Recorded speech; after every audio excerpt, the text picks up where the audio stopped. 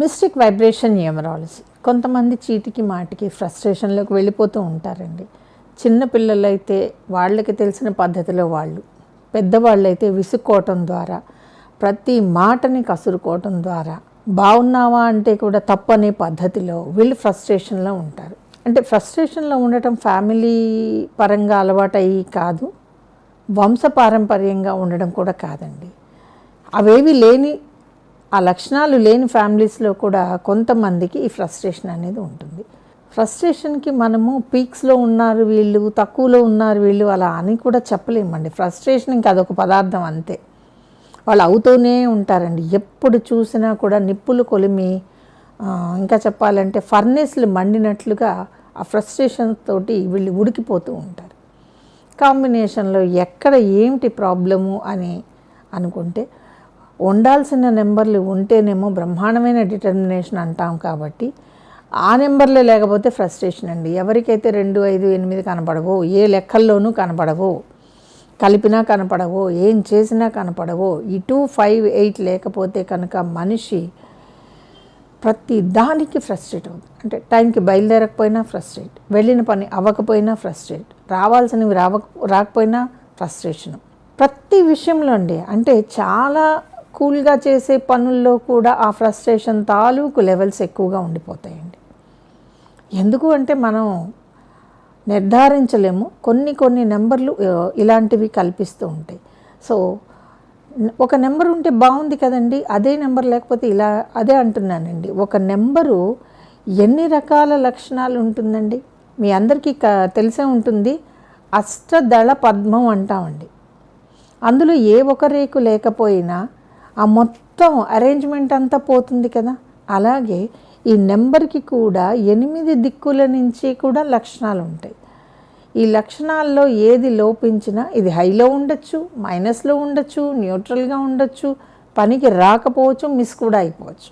So ఈ 8 రకాల దాంట్లోంచి ఒక నెంబర్ మనకి బలం ఇవ్వాలి అంటే మనం ఎంతో కొంత పెట్టి పుట్టి ఉండాలి అనేది నా భావన మాత్రమే. సో ఇలాగ ఫ్రస్ట్రేషన్ ఎక్కువగా ఉండే వాళ్ళ చార్ట్స్ మేము గమనించినప్పుడు 2 ఉండదు, 5 ఉండదు, 8 ఉండదు. ఓకే, 1, 2 లేక 5, 8 ఉంటే కొద్దిగా ఫ్రస్ట్రేషను.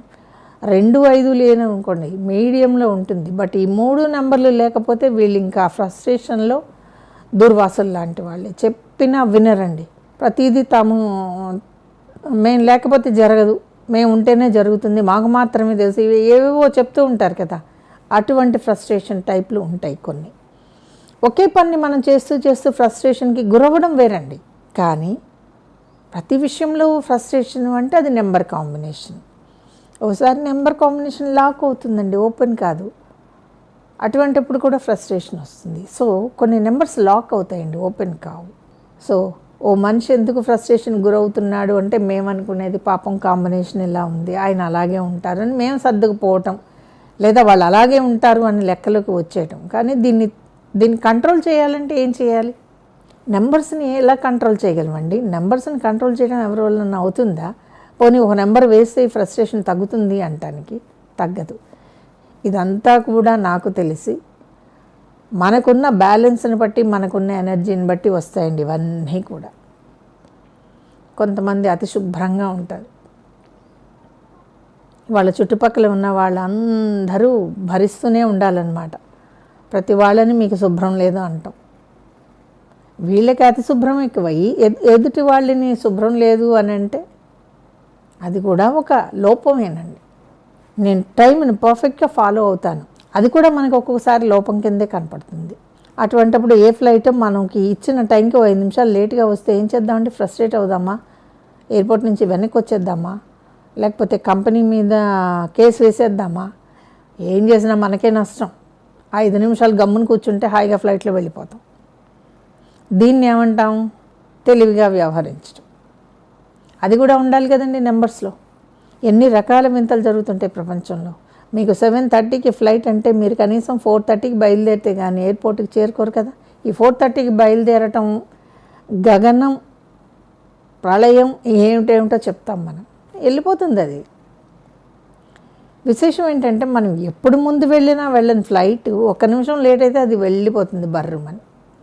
రానివ్వరు లోపలికి గేట్స్ వేసి. ఇలాంటివన్నీ మనకి కాలం విలువని, ఆ టైం మహత్తుని చెప్తూ ఉంటాయి కదా. ఒక్కొక్క డేట్ ఆఫ్ బర్త్లో టైం అస్సలు పట్టించుకోరండి. ఏమిటో వేసుకోండి, 1 గంట వేసుకోండి, 2 నిమిషాలు తేడా. 2 నిమిషాల తేడాకి మీకు లెక్కలు ఎలా మారుతాయి?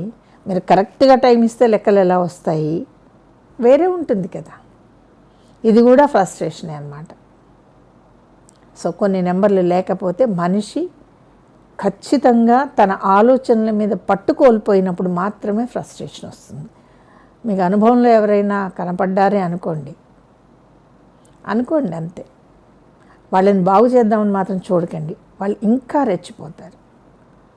అర్థమైంది కదండి. సో కొన్ని కాంబినేషన్స్ మీకు ఫ్రస్ట్రేషన్ని ఇస్తాయి. సొసైటీలో కొన్ని విషయాలు విన్నప్పుడు, చూసినప్పుడు ఫ్రస్ట్రేషన్ వస్తుంది, కంట్రోల్ చేసుకోవాలి. ఈ వీడియో కనుక మీకు నచ్చినట్లయితే లైక్ చేయండి, షేర్ చేయండి, మా ఛానల్ని సబ్స్క్రైబ్ చేయండి.